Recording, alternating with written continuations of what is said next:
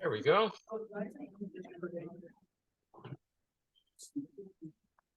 Hey, Matt. Yann, how are you? All right. You guys had a few glitches or?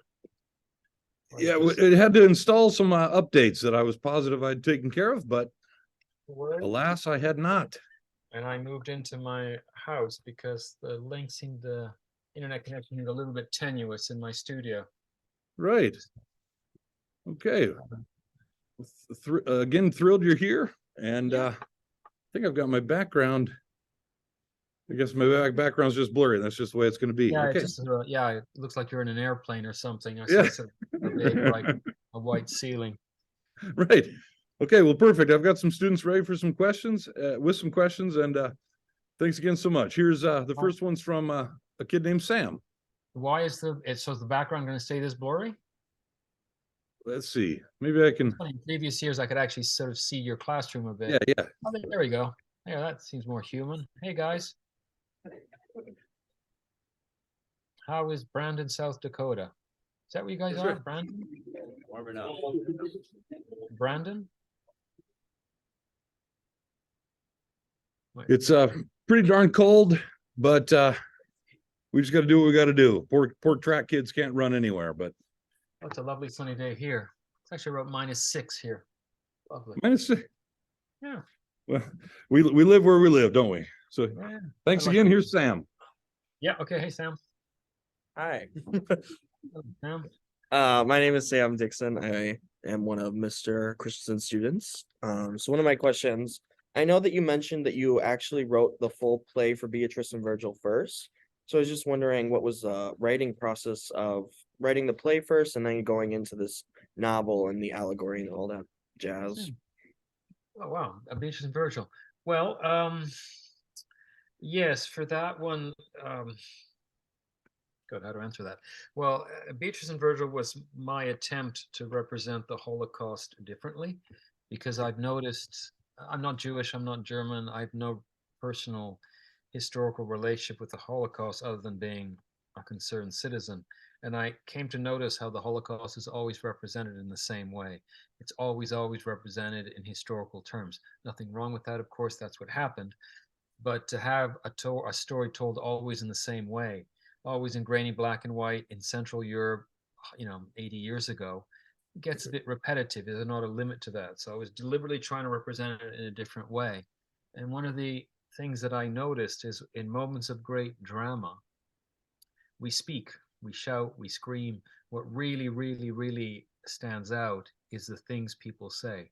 So, I've always been fascinated when a plane crashes, when they get those little black boxes and you hear the pilot's last words as they struggle to keep the plane up. Those are incredibly powerful words. So I thought, well, I want to focus on dialogue. And so that the obvious artistic form of a dialogue is a play. So yeah, I did work. I don't know if I worked out the entire play, but I had segments of a play that I then decided to embed in more common prose. So yeah, I wrote great tracks of that, of sort of key moments where I just wanted essentially what the characters said. I wanted that to stand out, because after all, when we're moments from dying, our last things we do is the things we say, even if they're just screams. And I wanted to record that, but then I didn't want to write an actual play because it's kind of arduous reading a play. So I embedded that in a slightly more conventional format of a novel. So yeah, the two sort of worked in tandem. Very cool. Thank you so much. My pleasure.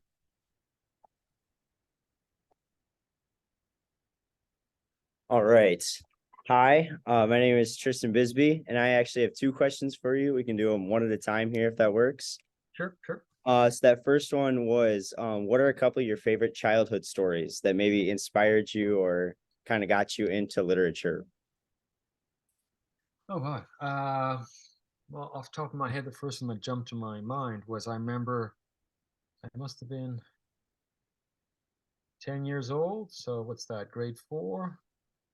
And I got a prize, a book prize. And it was a book called Survive the Savage Sea.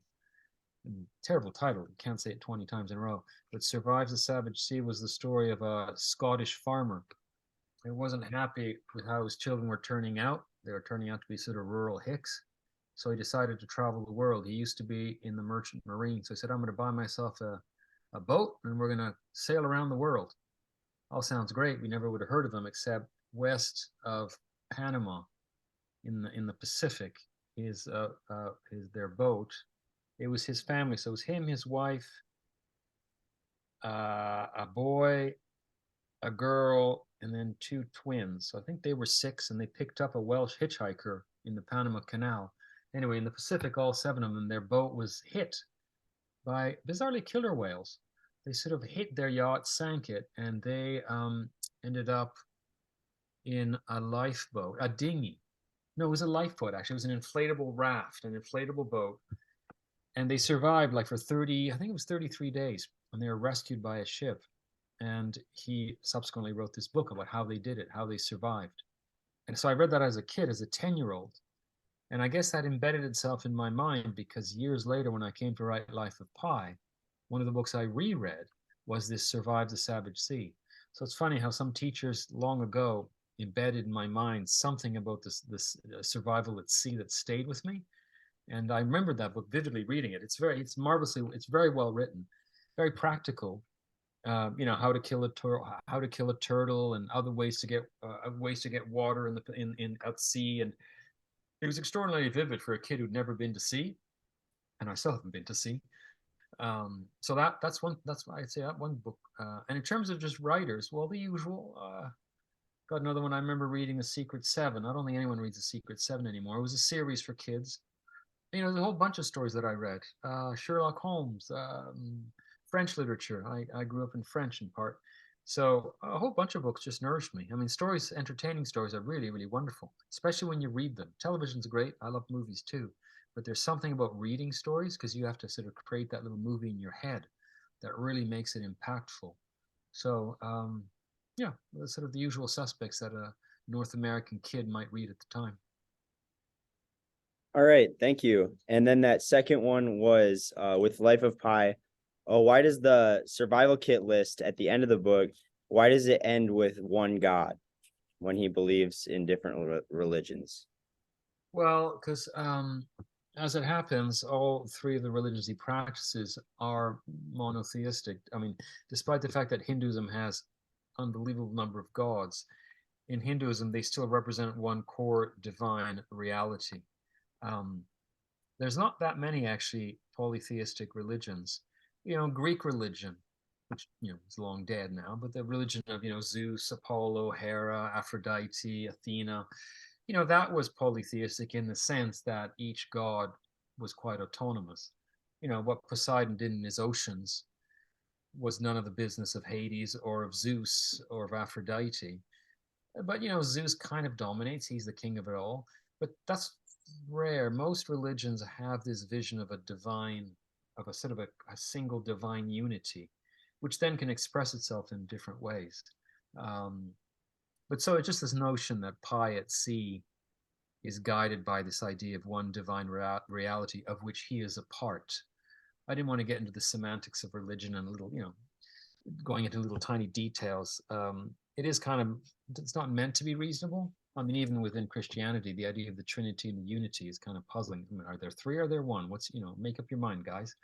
So I just wanted Pi to address this idea that there was something divine about everything, and that was somehow one. There's something very satisfying about things being single, about the idea of something being a united whole has a very powerful pull on us. Once it starts getting divided up, that complexity, I think, saps away at us. All right, thank you. All right, you're welcome, Tristan. Hello, my name is Ben Gromer. I just wanted to take a second to thank you for your time before I ask this question. Thank you. You're welcome. And my question was, how do you manage criticism concerning a protagonist who claims to follow or believe in conflicting religions, along with kind of how to deal with criticisms addressing the Holocaust in the ways that you did in Beatrice and Virgil? Well, for the most part, I ignore them. I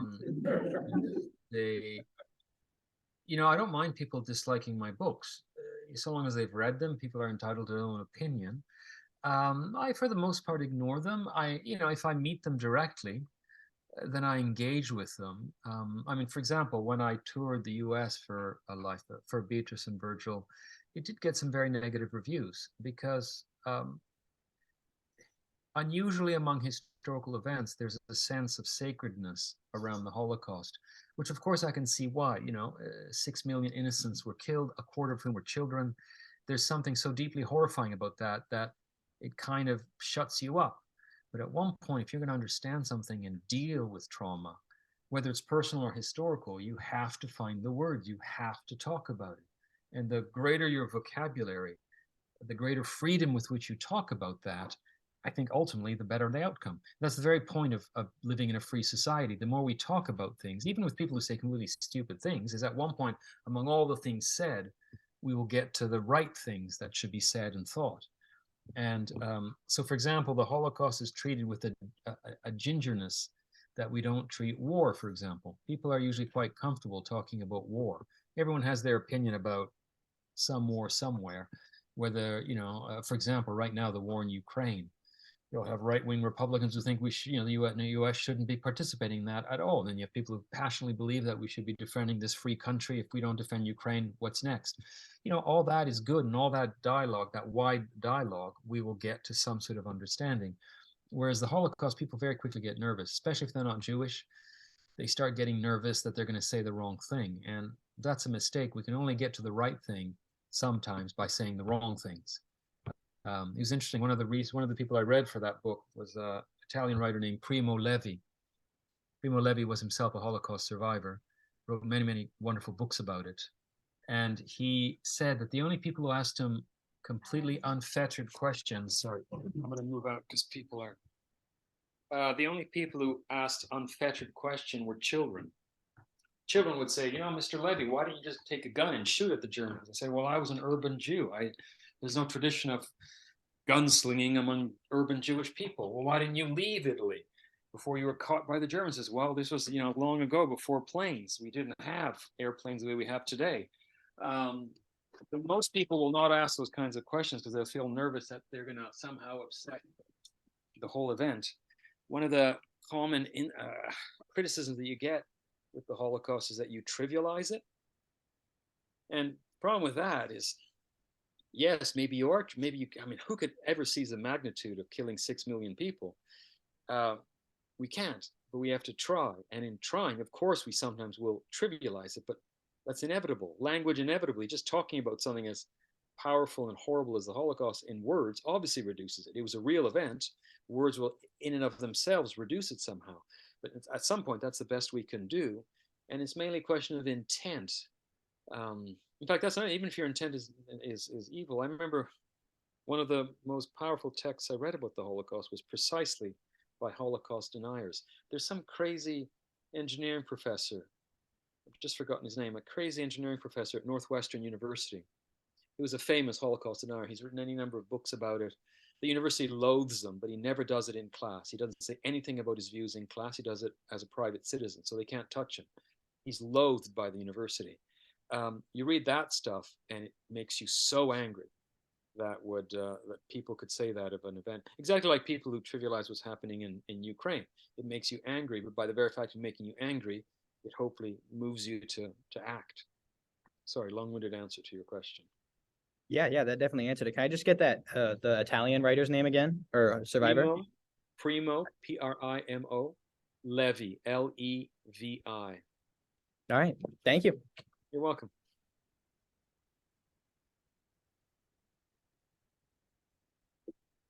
Hi, Yann Martel. My name's Chantel Bickler. I read your book of Life of Pi, and I thought it was very impactful and meaningful in my life. And one of my favorite parts of the book was the LG Island. I thought it was held with a lot of religious aspects that you could take away from it. And I was just wondering what your thoughts were about that. Yeah, the island. So, as you know from the book, there's one set of facts, the sinking of a ship and the survival of one boy 227 days later. And on those core facts, two very distinct stories are placed on them, one with animals, one without. And in a sense, the novel is a competition between those two stories. At the end of the book, the investigators, Mr. Chiba and Mr. Okamoto, are asked which is the better story, not the true story, which is the better story. And in a sense, you, the reader, are asked that. And the point I was trying to make there is that's quite a simple one, that life is an interpretation. Life just isn't a series of facts. Life is how we interpret those facts. Life is, in a sense, a story we tell ourselves, or a series of stories that we tell ourselves about the facts of our lives. And in that competition between those two stories, I didn't want them to be exactly of the same kind. I didn't want to be a choice between, do you want to have vanilla ice cream or chocolate ice cream? That's kind of a trivial comparison. I wanted them to be quite distinct in their quality. So the story with animals, I wanted it to be increasingly hard to believe. So will you believe a shipwreck with a boy and a tiger in a confined lifeboat, that they'll survive any time at all? You climb on board, so to speak. Then when you believe that they'll go blind, they'll meet someone else who's blind in another lifeboat. And so I keep on pushing you, and then the ultimate push is when you get to the island. And what I was hoping is people would get to the island and find it so hard to believe. You know, this algae island that's carnivorous at night. You know, these meerkats, these funny trees, this tooth in a bunch of leaves. I was hoping you'd say, this I can no longer believe naturally, and your reason would kick in. And you'd either see deep symbolism or some sort of complexity that you don't get, that the author somehow intended, but it's still kind of entertaining. So you continue, you get off the island with Pi and the tiger, and you get to Mexico and whatever. But when you came to choose, I wanted you ideally, why not believe the marvelous if it's still plausible, possible, over the horrible? I was hoping you'd choose a story with animals, but therefore have to accept the island and stop being overly reasonable. You know, we have to be somewhat reasonable in life. Reason is a very powerful tool, but we're not computers. We get so much more out of life if we use reason with other ways of apprehending life. And one of the great ways of apprehending life is through our imagination, through what we add to the world, colors, sounds, tastes. We take the world and we change it for ourselves. And that's what makes the world for us. So the Meerkat, the island was for me something that would be just beyond what you could reasonably believe. And hopefully you'd stop being overly reasonable, make a leap of faith, believe it, and be the better for it. And I believe that life, in a sense, is like that. In life, you can be entirely reasonable. You can never enter a museum, never listen to music, never watch a movie, never read a book, only pay your taxes and do your job. But what kind of a life is that? You don't want to also completely dream and be totally detached from reality. You want to be in between the two. You want to be between the dreamer and the rationalist. It's that savvy mix of dreams and reality that yields, I think, a good life. So I wanted that island to represent that, to be something you can make a leap for, and it won't completely. After all, it makes no difference to anyone. In either story, Pi's family has died. He suffers a lot. So it's not like it's denying a reality. The reality is that his family died. He suffered. It's just in the two stories. The difference is one somehow is more interesting. Somehow is the better story. But either way, Pi suffers. Anyway, I wanted that island, as I said, to be just beyond what you could naturally, reasonably believe, and you'd have to use your rationality. But I want you to leave that behind and make a leap of faith. And all the elements I put were just elements to pull you along. Meerkats, because they're funny little sociable creatures. I organized the island in such a way that it looked like it was orderly, those equidistant ponds, the whole biology of the island. I always thought that would be, I would find how the way things work is very satisfying. So if I explain how the island worked, luring a fish in saline water and then slowly desalinating the water and therefore the fish dying and then being eaten by the island, that whole cycle is sort of like watching a clock working, a pendulum clock working. It's kind of satisfying how it works. So I just wanted to pull you along. And so I threw various things together just to make you believe. Yeah, I thought that was really cool. I kind of took it too as like, he's here at this island. He made it to an island. He has all the food he could have with the algae, but then also it was kind of like you're at a comfortable place in your life. And I feel like he knew that he couldn't stay there, like he couldn't live a life there and he had to move on. So I thought that was kind of cool too. Absolutely, it was very comfortable. After all, the algae is delicious. There's lots of fish. There's lots of fresh water. Lots of meerkats to feed Richard Parker. But when he Mm. discovers that tooth, he realizes someone else a long time ago had arrived there, and whether they died or natural causes or by accident, had lived there entirely alone, and nothing was left of them except their teeth, which is the most Mm. solid part of us. And he's just horrified by the sheer solitude of that, and saying, I don't want that. I'd rather go out to sea again than live an entirely marooned life in the middle of the Pacific on this island.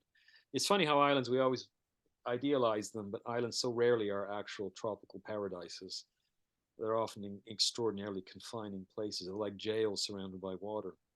And that's certainly how Pi felt.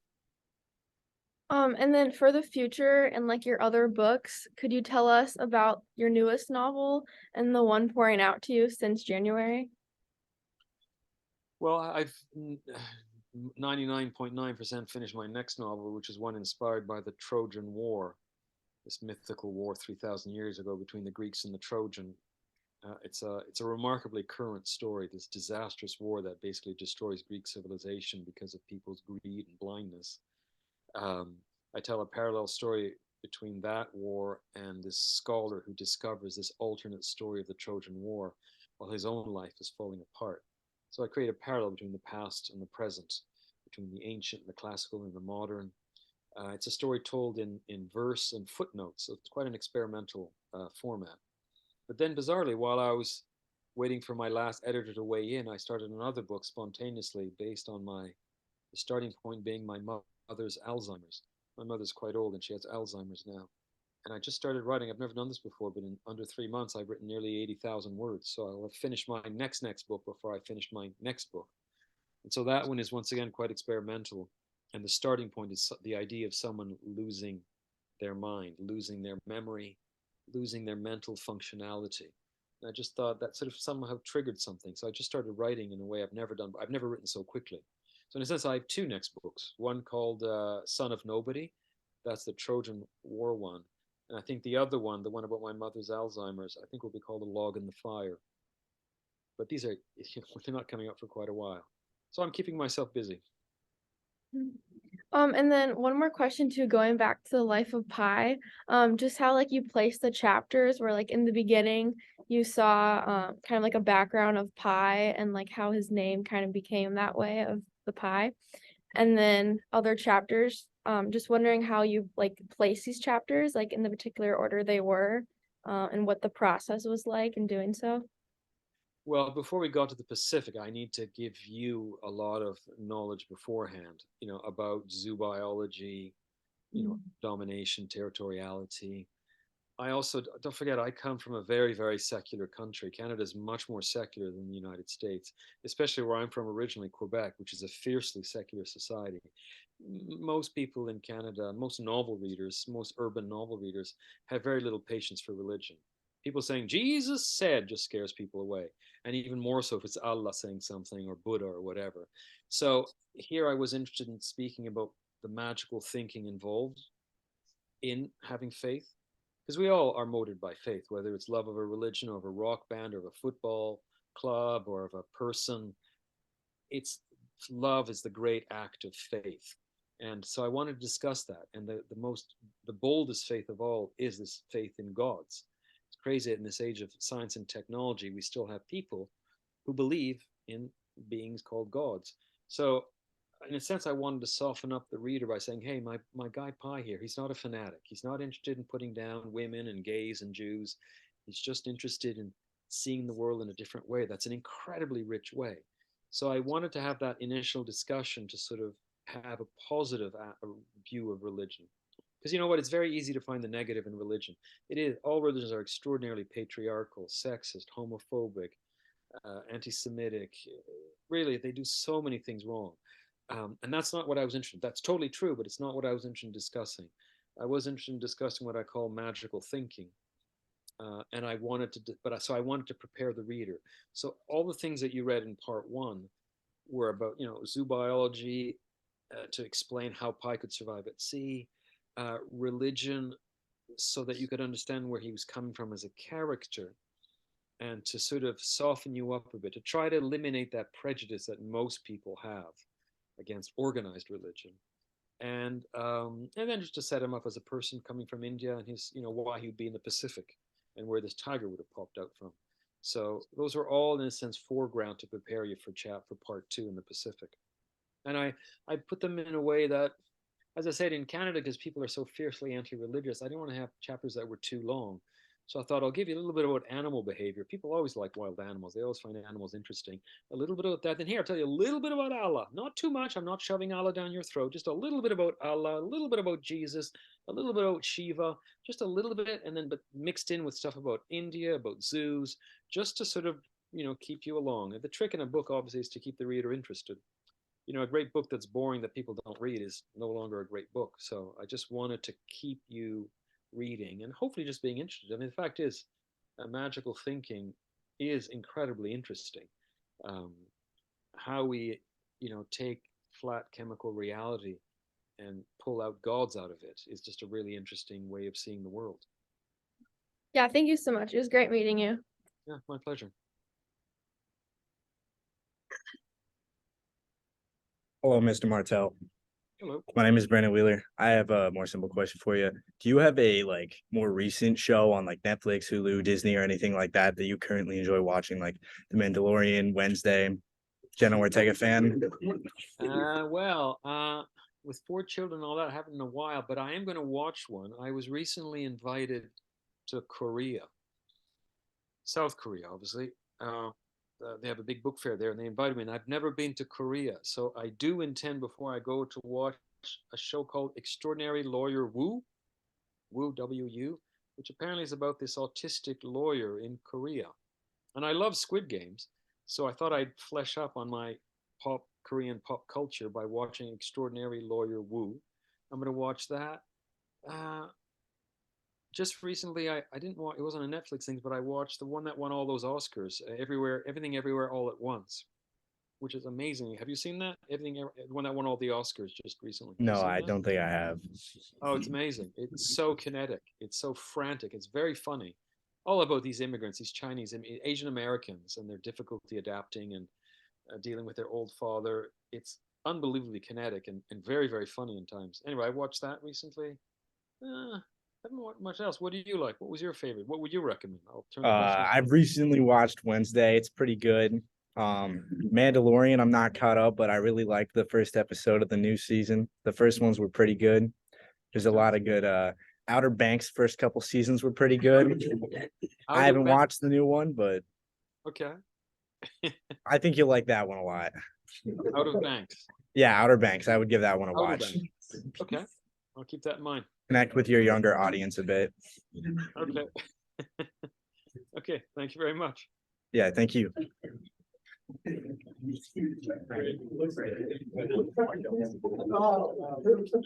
Nah, I think you're okay without seeing Outer Banks. All right. What would you recommend then? Yep. Breaking Bad, Better Call Saul. Oh, Breaking Bad. Yeah, I haven't. That's an old series. That I didn't watch. One that I loved watching. This is so old now. Is Game of Thrones. But all of these shows. One that I remember amazing was the Mad Men. Yeah. Oh. Remember Mad Men about the advertising industry in New York? That was phenomenal. That was so painterly. That was so that was an amazing series. January Jones is a featured actress in there. She's from right around here. Oh, really? So, in which show? Yeah. In Mad Men. Oh. Yep. Who was she again? Who was she in? She's the blonde wife of John Hamm's character, and I think they get divorced though. Oh yeah. Okay, her, and she's from South Dakota. Yep. Well, there you go. Made you proud. That's right. We're real proud. And so Korea soon. You're promoting books? Or you talking book festival? No, I was just invited. For some strange reason, my books have done really, really well in South Korea. I'm not really sure why. Something about it struck a chord. And so I was invited both by the Canadian Embassy. They're celebrating 60 years of diplomatic relations between Canada and South Korea, and by the Seoul International Book Fair. And I've never been to South Korea, so I'd love to go. And so, in fact, I'm not going alone. I'm bringing my 13-year-old son. I thought, God, it'll be a drag if he's stuck with his father for 10 days. So I invited another friend of his. So I'm going with two 13-year-olds And we have 5 full days to do something, and then 5 days of sort of quote unquote me working in Seoul. So I'm really looking forward to it, just to immerse myself in a completely alien culture. You'll probably get another novel out of the experience. Yeah, we'll see. We'll see. Certainly, I'll eat a lot of kimchi. That's right. That's right. That's right. And final question: is the play going of Life of Pi? Is the play going as you had hoped, or as you would like to see it? I know you like the visuals of it. Yeah, no, the play, I saw it in London and then I saw it in Boston. It played for a month and a half in Boston, and it is now playing in New York. The official opening is at the end of this month. I'll be going. It's on opening officially on March 30th, but the previews started on March 9th. And the producer, the British producer, says the New York version is the best version yet, which is pretty impressive because the London version was quite amazing. The whole theater spectacle of it. You know, the way they do the lifeboat, the tiger. I mean, for example, the tiger is done by 3 puppeteers, 3 people at once.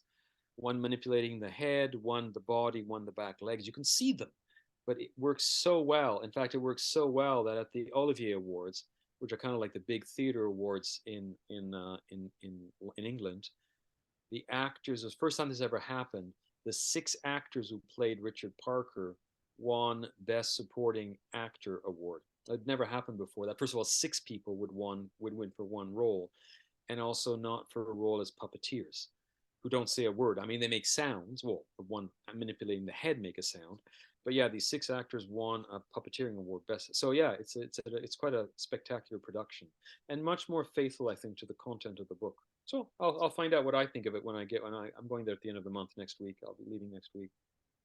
Excellent. Well, thanks again. You've made a fans out of all of us, and we appreciate your time so very much, Yann. Take care. My pleasure. Have a good day, guys. See you next You year. too. Bye bye.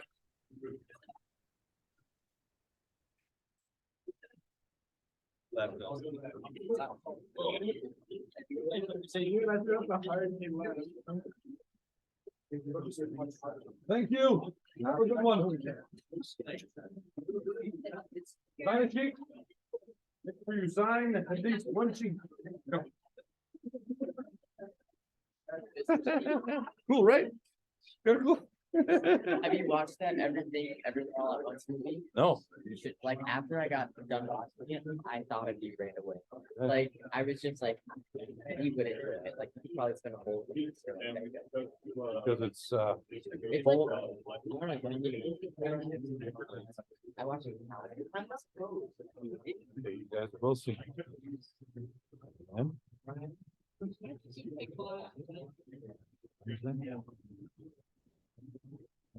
I like that. Try to get a lot out of it. About immigrants? Yeah, yeah, they're like, there was heard of like a patients that in kind of like struggling. They have alarms. Turns out, No more. No more. it's hard to explain. I'll see it. so that- I'll see it really soon. Yes. Everything all at once. Everything. Everything. Thank you. Have a good one. Thank you, Thanks Mr. again. C. Yeah, my pleasure. Is anything you need to know? I think we're pretty straight. You got the chairs for the way. Thank you. See you.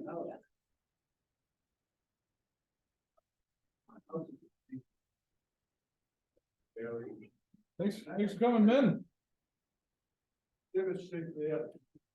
Take care.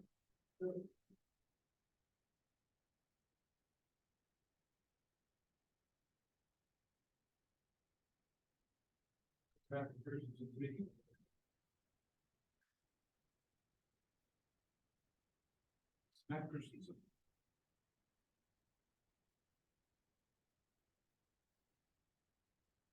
No problem. Take care.